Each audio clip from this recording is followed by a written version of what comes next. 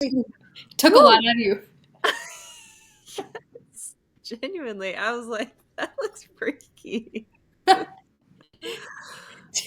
you usually do horror? No, I'm such a baby. I'm like, Me too.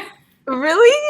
Yeah, actually. Okay, I'm then like, what was it like? Like, I literally was like, I was telling my husband the other night, I'm like, I don't think I could ever like act in a horror movie because I would be like so scared. Like, how do you do it? what's so funny is like I always tell people it's like you're at the you're in on the joke. That's what it is. So it feels like you're in on the joke, so it's not as scary on set. It's actually really kind of funny on set because Really? they're all decked out in their scary gore makeup, but they're like eating chicken tenders. And then you're following like the grabber, but he's actually like a tennis ball. So You're it's like, okay. okay, so maybe it's not as bad. It's Did it fun. make It really you is. It's like we're just a bunch of like we're playing pretend. It feels like. did it make you want to watch more horror thrillers? Honestly, yeah, I think it's made me enjoy them a little bit more because now I can appreciate them differently. Which Okay. I think before it was just I think the not knowing how any of this works and not knowing how it's created made it really terrifying because I'm like, this seems too real. But after seeing some of the effects and seeing how a horror film is made, I'm like, oh, okay. Oh, Now actually, I can see what's going on here. maybe Yeah. that's what I need because Yeah. Let's get you on a horror set. I'm such a baby. I'm like every Halloween my husband's like, "Let's watch I don't know, some movie." I'm like, "You have to stay up with me for hours after and hold Does me." he does he love horror films? He loves them. He's Oh, like so good. that's I'm trying to think what's that one with oh my gosh. I can't think of names right now. The Titanic guy? What is oh, his name? Leonardo Leonardo DiCaprio. DiCaprio? Yep. He's in the prison thing? What is that one called? Oh, it's an older one, right? Yeah, it's old. I God, know it. Is it something with a lighthouse? yeah, kinda. Okay, yeah. I got it. This is like so random. Now I gotta. I know. Yeah, I'm curious. I forget. He's done some spooky things. What did he do? There was I'm also so bad with names. If I you, I feel like I get so distracted. Shutter Island. Anyway, yeah, that one's crazy, and that one has the insane plot twist, right? yes, yes. He's like, you have to watch it. Like, it's such a good plot. It was like it was a good. Like, whoa, that was crazy. But I was scared.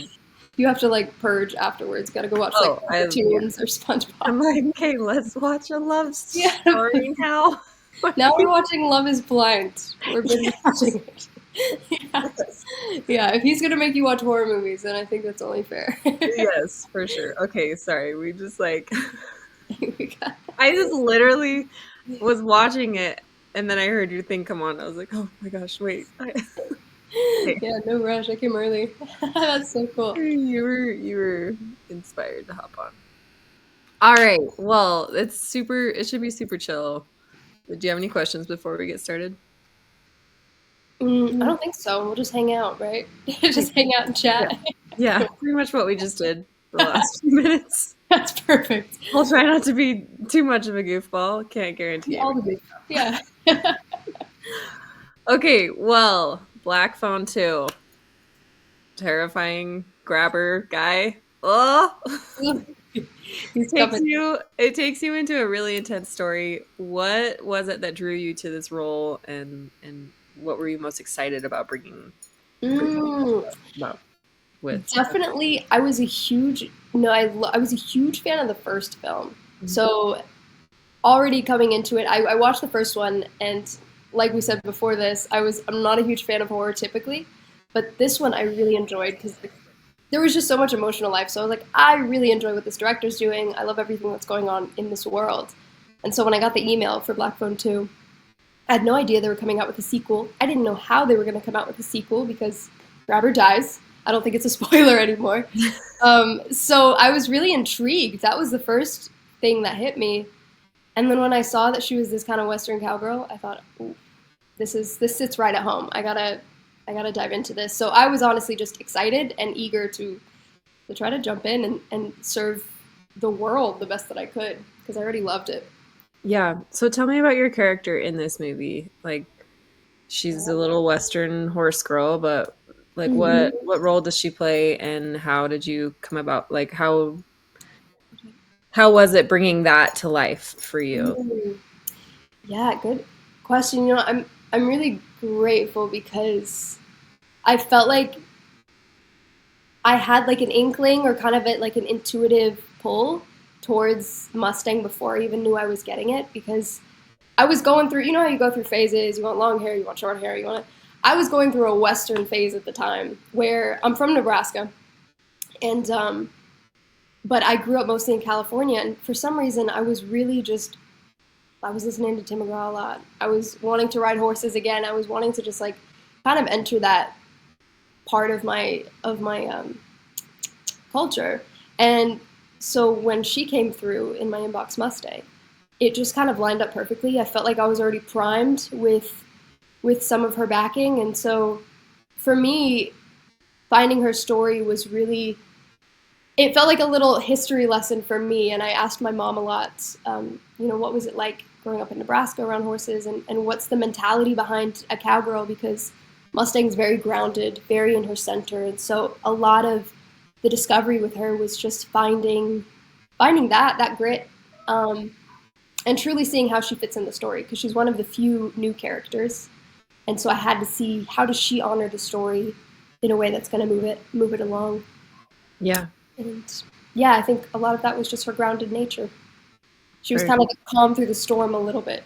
Yeah. Yeah. Does she die? You'll have to watch and see. Okay. And now just this one, and then you So never have to watch a horror movie ever again. I'll never. Maybe I'll make an exception for you. It would mean the world. Okay, so like you said, you grew up in Nebraska, and you Mm. kind of mentioned you were coming back into like riding horses and stuff. But tell me about like how you grew up. Did you grow up riding horses, and what was that like? And Yeah, your yeah. family, So, oh, sorry. What was the last? just like your family Hmm. background or whatever.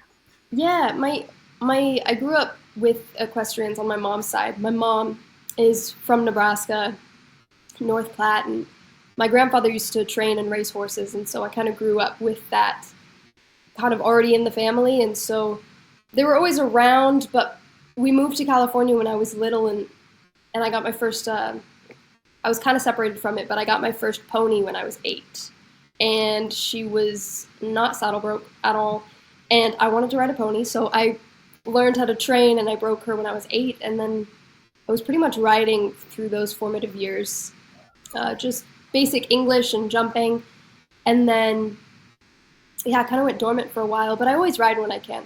But it primarily came from those years of having my pony. Her name was Minnie. But did you saddle break the pony and get I her? did. Yeah, she was such a firecracker too. She would I mean, I remember we first when I got her, it was a surprise. I saw her in the backyard and I'm like running to her and my sister said, "I want to get on her. I want to get on her." So she was the first to get on her. And this little thing, she was like this big. She just bolts with my sister on her. My sister flies off and so I thought, "Oh, my work is cut out for me." But I was determined. I was determined and honestly, I think that's where my grit and resilience was born because she would buck me off many times. And every time my sister says, if you stay off, she's going to learn she could do it again. So I'd get back on. And eventually, yeah, eventually she was broke and my little sisters could ride her and she was the family pony after that. So it was a success story, but a lot of bruises were acquired. I'm sure ponies are firecrackers. Like we have a little like half. It's it's like a half pony, half quarter horse. Anyway, and he's got some attitude in him. Let's just say that. Is it a mare? No, it's gelding. Okay, okay. I was Yeah. gonna say if you had a mare and pony, Yeah. Yeah. extra, extreme. Bad combos right there. Yeah. Okay.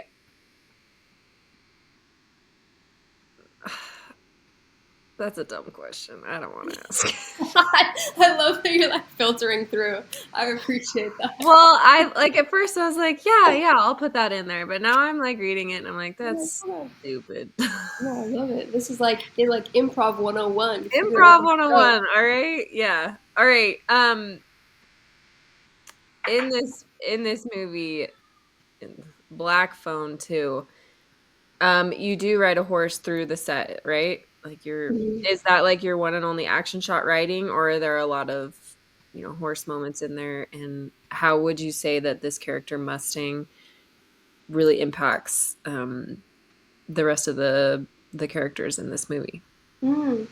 Yeah, so the horse riding, there's a really cool introduction scene when Mustang's first introduced, where yeah, I'm coming in through a blizzard on a horse and kind of shining a flashlight to guide the kids into the camp, and that was a really fun shot to shoot. It took a lot because obviously the horse, who is phenomenal, didn't like the blizzard. Naturally, I wouldn't either, and so it took a few tries, but that was one of the main action shots, was riding through the blizzard, and then we also worked a snowplow, and so we had a different horse who would come in and we'd do some of the snowplow scenes in the ice, and I had a wonderful wrangler who was training me through that, and she taught me how to drive, which I had never done before, so that was really cool to learn.